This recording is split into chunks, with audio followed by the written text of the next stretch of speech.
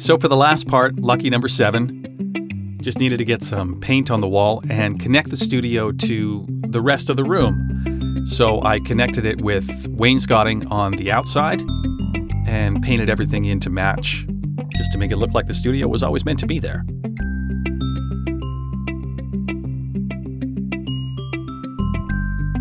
And I built some valances and stained them for the lighting, just to make it a little bit more comfortable and a little less bright in the room.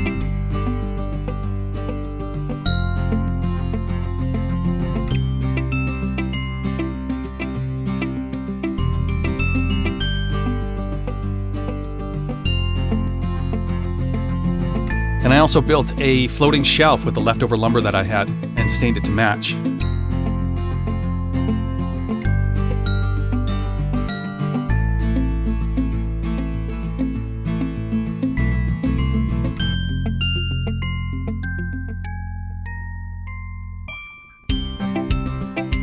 And with a few extra pieces of acoustic foam, instead of just sticking them to the wall, I decided to box them in to make them look a little nicer.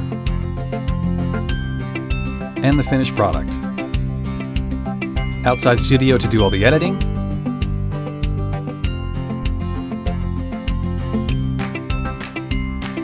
And inside the booth to do all the voicing.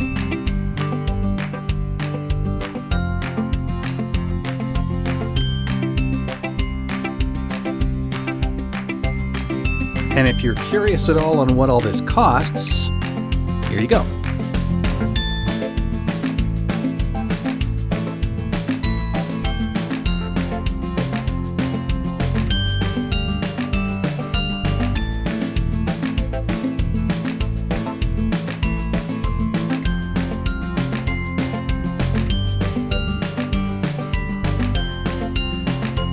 And I hope this inspires some ideas for you in your journey to build a booth yourself.